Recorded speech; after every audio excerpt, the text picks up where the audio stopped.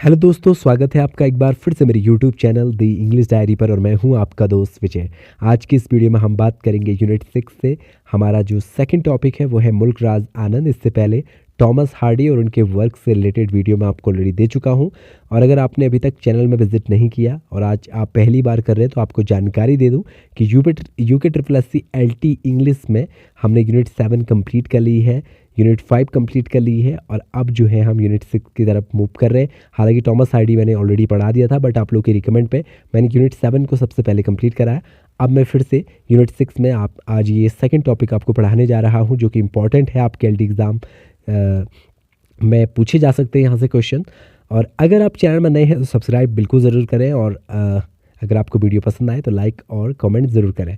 तो देखिए, मुल्क राज आनंद से रिलेटेड इंपॉर्टेंट फैक्ट्स आज की इस वीडियो में पढ़ते हैं। Let's begin. तो देखिए, सबसे पहले बर्थ आपको पता होना चाहिए 12 दिसंबर 1905 और जो डेथ है वो 28 सितंबर 2004। ये दो डेट्स को आप ज़रूर याद रखेंगे। मुल्क राज आनंद एक इम्पॉर्टेंट जो है राइटर हो सकते हैं आपकी एग्ज़ाम के लिए। LT एग्ज़ाम में कई बार इनसे रिलेटेड क्वेश्चन पूछे जाते हैं TGT PGTs में। He was an Indian writer in English recognized for his depiction of the leaves of the poorer caste. Normally इन्होंने डिपिक्शन जो भी किया है अपने वर्क्स में वो पुअरर कास्ट के बारे में किया है इन ट्रेडिशनल इंडियन सोसाइटी। जो इंडियन ट्रेडिशनल सोसाइटी में जो पुअरर कास्ट के साथ जो एक डिस्क्रिमिनेशन चलता है उससे रिलेटेड चीज़ों को काफ़ी अच्छे से इन्होंने डिपिक्ट किया हुआ है अपने वर्क्स में। One of the Pioneer of Indo Anglian fiction, एक पायनियर है इंडो एंग्लियन फिक्शन के, ठीक है। और इनको किन के साथ जोड़ा जाता है, कुछ लोगों के नाम यहाँ पर मैंने लिखे। He together with RK Narayan, Ahmed Ali and Raja Rao, ठीक है। तो यानी इसी ग्रुप के जो है ये एक ऑथर है, एक राइटर है। Become known for his protest novel, अपने प्रोटेस्ट नोबल के लिए काफ़ी फेमस है। जैसे अनटचेबल आपके सिलेबस में दिया हुआ है, 1935 में पब्लिश हुआ था। ये सब इनके प्रोटेस्ट नोबल हैं। कुली जो कि 1936 में आया था और two leaves and a bird जो है 1937 में आया था। तो इन तीन वर्क्स में नॉर्मली जो है ये प्रोटेस्ट नोबल है इनके, और इन्हीं की वजह से आज इन्हें दुनिया भर में जाना जाता है इनके इन खास वर्क्स की वजह से। इसीलिए आपका अनटचेबल वर्क दिया हुआ भी, इसके स्टोरी में नेक्स्ट वीडियो बताऊँगा। He is also noted for being among the first writer in incorporate Punjabi and Hindustani idiom into English। इन्होंने क्या किया, इन्होंने इंग्लिश जो जिस लैंग्वेज में लिखते हैं उसमें हिंदुस्तानी जो ईडियम्स है उनका यूज़ भी किया है, ठीक है। लिखे तो इंग्लिश में लेकिन वहाँ पर जो पंजाबी और हिंदुस्तानी ईडियम्स है उनका भी यूज़ किया है इन्होंने, ठीक है। तो अगर पूछा जाए तो आपको पता होना चाहिए कि वो कौन व्यक्ति था जो पंजाबी और हिंदुस्तानी ईडियम्स का यूज़ अपनी राइटिंग में किया करता था। तो मुल्क राज आनंद आपको पता होना चाहिए। He was a recipient of the civilian honour of the Padma Bhushan, इनको पद्म भूषण भी मिला हुआ है। Mulk Raj Anand was born in a Hindu Khatri family, ये खत्री फैमिली में पैदा हुए थे, हिंदू खत्री फैमिली में। कहाँ पैदा हुए थे? पेशावर में। Anand studied at Khalsa college Amritsar, और जो इन्होंने स्टडी की वो खालसा कॉलेज अमृतसर में की। आगे जो है ग्रेजुएशन जो इन्होंने किया विद ऑनर्स वो 1924 में इन्होंने किया। Anand married English actress and communist Kathleen Van Gelder. तो देखो ये आपको याद रहना चाहिए कि इनकी जो शादी हुई थी वो किसके साथ हुई थी? एक इंग्लिश एक्ट्रेस के साथ जो कि कम्युनिस्ट थी, उनका नाम था कैथलीन वेन जेल्डर। तो और ये शादी इनकी कब हुई थी? 1938 में, ठीक है। इस ईयर को भी आप याद रखिएगा, खासतौर पर वाइफ का नेम आपको पता होना चाहिए। दे हैड डॉटर, इनके जो एक डॉटर थी जिसका नाम सुशीला था, बिफोर डिवोर्सिंग 1948, ठीक है। तो 1948 में इनका डिवोर्स भी हो चुका था। Mulk Raj Anand's literary career was launched by a family tragedy arising from the rigidity of India's caste system. इनका जो लिटरेरी करियर है कैसे लॉन्च हुआ? ये एक फैमिली ट्रेजिडी के कारण लॉन्च हुआ, ठीक है, जिसमें इंडियन कास्ट सिस्टम को जो है दिखाया गया था, जिसमें इंडियन कास्ट सिस्टम के बारे में एक इंसिडेंट ऐसा हुआ जिसकी वजह से इनका लिटरेरी करियर जो है वो लॉन्च हुआ और उन्होंने एक ऐसा वर्क उससे रिलेटेड लिखा जिससे कि ये फेमस हो गए। His first prose essay was a response to a suicide of an aunt, और इनका सबसे पहले जो ऐसे है, जो प्रोज ऐसे है, वो किसके रिस्पॉन्स में था? सुसाइड ऑफ एन आंट, ठीक है। एक चाची जी की मौत पे था जो कि एक्स कम्युनिकेटेड बाय हर फैमिली, जिन्हें उनकी फैमिली से एक्स कम्युनिकेटेड कर दिया गया था, यानी अलग कर दिया गया था, for sharing a meal with a Muslim women. और कारण क्या था? उन्होंने मुस्लिम वुमेन से जो है थोड़ा खाना पीना अपना शेयर कर दिया, इस वजह से उनको सुसाइड करनी पड़ी और उनको उनकी फैमिली से जो है एक्सकम्युनिकेट किए कर दिया गया था इस वजह से। तो उसी से बेस्ड उन्होंने एक प्रोज ऐसे लिखा था जिसकी वजह से काफ़ी फेमस हुए थे। नेक्स्ट पॉइंट है untouchable which captures the vernacular inventiveness of the Punjabi and Hindi idioms in English was widely acclaimed. और काफ़ी ज़्यादा अनटचेबल जो है फेमस रहा था, 1935 में आया था, अभी हमने आपको ईयर बताया था। तो इसमें जो है पंजाबी और हिंदी इडियम्स का इंग्लिश में काफ़ी अच्छा यूज़ इन्होंने किया था। And won Anand his reputation as India's Charles Dickens, इसकी वजह से इनकी रेपुटेशन बढ़ गई और इनको इंडिया का चार्ल्स डिकेंस कहा जाने लगा। तो इंडिया का चार्ल्स डिकेंस किसे कहते हैं ये आपको पता रहना चाहिए, हो सकता है ऐसा क्वेश्चन आ जाए, ठीक है। The novel's introduction was written by his friend E.M. Foster.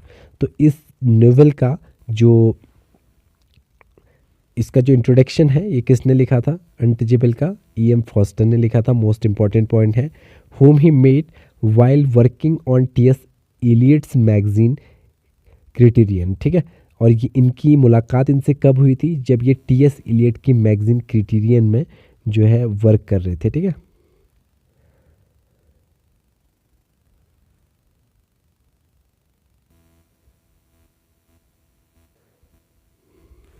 Next point है dividing his time between London and India during the 1930s and 40s Anand was active in the Indian independence movement. आपको याद रखना है 1930s से लेके 40s के बीच में ये इंडियन इंडिपेंडेंस मूवमेंट में भी शामिल रहे थे। तो ये जो डेकेड है आपको याद रहना चाहिए 30s to 40s, ठीक है।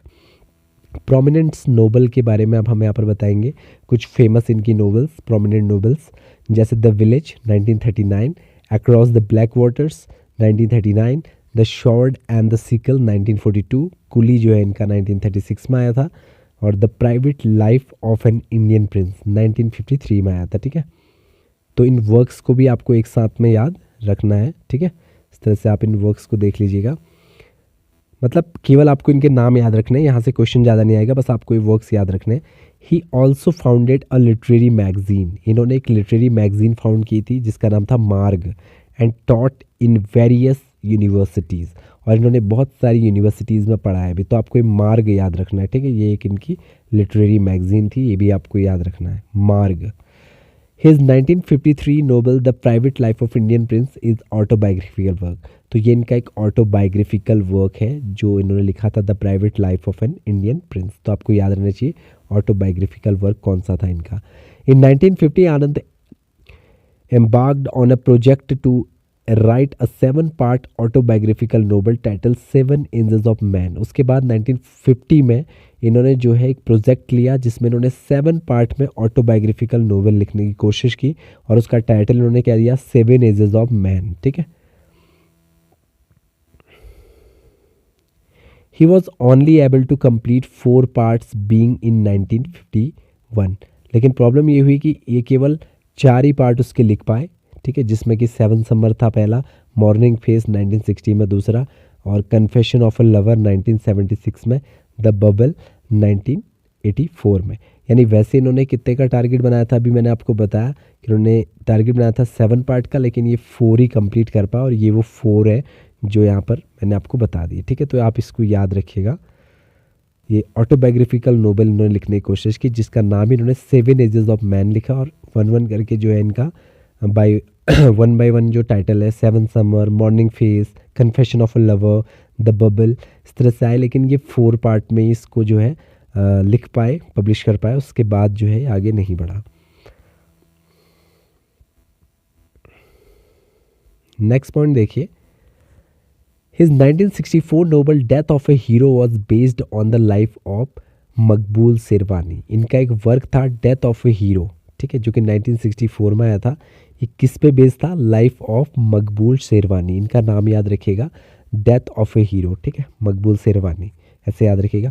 इट वॉज एडेप्टेड एज मकबूल की वापसी ऑन डीडी काशीर, और ये एडेप्ट कहाँ से किया गया था, मकबूल की वापसी, एक प्रोग्राम आता था डीडी काशीर में, वहाँ से। Anand was associated with the BBC's Eastern service radio station in 1940। तो जो है ये संबंधित है किससे, बीबीसी से, ठीक है। 1940s में बीबीसी से भी ये जो है संबंध रहे, वहाँ से भी इन्होंने वर्क किया बीबीसी के लिए। आनंद मैरिड सरीन वजीफ़दार, उसके बाद इन्होंने सरीन वजीफ़दार से शादी की। अब पारसी क्लासिकल डांसर थी जो कि बॉम्बे में इन्होंने उनके साथ शादी की 1950 में। इनकी सेकंड मैरिज थी। ही डाइड ऑफ निमोनिया इन पुणे, और निमोनिया की वजह से जो है इनकी डेथ हुई थी पुणे में 28 सितंबर 2004 में 98 ईयर की एज पे, ठीक है। तो ये इनकी डेथ का टाइम पीरियड है। इसके बाद देखिए अब इनके कुछ नॉवेल्स हैं जो मोस्ट इंपॉर्टेंट हैं, उनको मैंने एक साथ यहाँ पर आपको बताने की कोशिश की है, तो आप इनको देख लीजिएगा वन बाय वन। मैं फिर भी बता देता हूँ, इंपॉर्टेंट है, सभी याद रखिएगा। Untouchable 1935, coolie 1936, two leaves and a wood 1937, the village 1939, across the black water 1939, the sword and the sickle 1942, the big heart 1945, the private life of Indian prince 1953, seven summers, the story of an Indian childhood 1951, The Road 1961, The Old Women and the Cow 1960, Morning Face 1968, Gauri 1976। तो ये जो मैंने आपको works यहाँ पर बताए, मैंने वो इंपॉर्टेंट वर्क बताए जो आपको याद रखने हैं, ठीक है। कौन सा उन्होंने लिखा है, कौन सा नहीं लिखा है, कई बार पूछा जाता है, तो ये सारे आपको पता रहने चाहिए, मोस्ट इंपॉर्टेंट है। वैसे तो बहुत सारे हैं बट मैंने ये चीज़ें आपको बताई हैं क्योंकि ये ज़्यादा इंपॉर्टेंट है। इसके बाद अवार्ड्स की बात करते हैं कि कौन कौन से अवार्ड्स इनको यहाँ मिले थे। तो देखिए इंटरनेशनल प्राइज़, पीस प्राइज़ इनको मिला था 1953 में, पद्म भूषण इनको 1967 में मिला था, और साहित्य अकेडमी अवार्ड इनको 1970 में मिला था। किसके लिए, वह किस वर्क के लिए, फॉर मॉर्निंग फेस के लिए, ठीक है। तो ये यहाँ पर इंपॉर्टेंट फैक्ट्स से रिलेटेड टू मुल्कराज आनंद। आज की वीडियो में मैंने कोशिश की है कि उन सभी पॉइंट्स को आपके सामने रखूं जो आपके लिए जानने ज़रूरी हैं और आपके एग्ज़ाम पर्पज़ के लिए इंपॉर्टेंट है। आप इनमें इनके कुछ वर्क्स को खासा ध्यान रखना, और ये चीज़ आपको पता रहनी चाहिए कि किस किस भाषा की ईडियम्स को यूज़ करते थे, जैसे पंजाबी और जो इंडियन है, ठीक है, हिंदू लैंग्वेज के जो नॉर्मली वर्ड्स होते हैं उनका यूज़ किया करते थे, ठीक है। मैरी जिन की आप याद रख सकते हैं, पढ़ाई इन्होंने कहाँ से की याद रख सकते हैं, और जो इनको अवार्ड्स मिले इनको आप याद रखें। इनकी प्रोमिनेंट नोवेल्स आपको खासे पता रहने चाहिए, और साथ ही साथ जो इनका ये जो मैंने अभी आपको बोला कि इन्होंने 7 पार्ट में जो लिखने की कोशिश की ऑटोबायोग्राफिकल वर्क को, वो टोटली कितने पार्ट्स में कंप्लीट कर पाए, और इनके नेम भी आपको पता रहने चाहिए, ठीक है। और ये आपको याद रखना कि इन्होंने एक वर्क जो है मकबूल शेरवानी जी से की लाइफ पे बेस्ड लिखा था, तो उसका नाम क्या था, तो ये आपको पता रहना चाहिए। बीबीसी के साथ कब ये संबंधित रहे थे, तो 1940s का ये डेट आपको याद रखनी है। ज़्यादा कुछ नहीं है, बस ये खासी चीज़ें आपको याद रखनी है, और हम भी सिलेबस के अकॉर्डिंग ही चल रहे हैं। मैं उस डीपनेस में नहीं जा रहा हूँ, उतना डीपली नहीं जा रहा हूँ, क्योंकि आपको पता है कि आपके उसमें राइटर दिया हुआ है, जो कि मैं बेसिक इन्फॉर्मेशन में आपको बता दिया कि कास्ट सिस्टम के बारे में उन्होंने लिखा हुआ था। और इसकी नेक्स्ट वीडियो जो है इनके वर्क से रिलेटेड आएगी, जिसमें कि हम अनटचेबल की स्टोरी आपको बताएंगे। तो आज की वीडियो आपको कैसे लगी कमेंट बॉक्स में ज़रूर बताएगा। मिलते हैं नेक्स्ट वीडियो में, और आप लोग प्रिपरेशन करते रहें। जो भी आपके प्रॉब्लम्स हो आप ग्रुप में ज्वाइन कर सकते हैं, टेलीग्राम ग्रुप को। वीडियो के जो है कमेंट सेक्शन में मैं उसका लिंक दे दूँगा। Thank you so much for watching this video.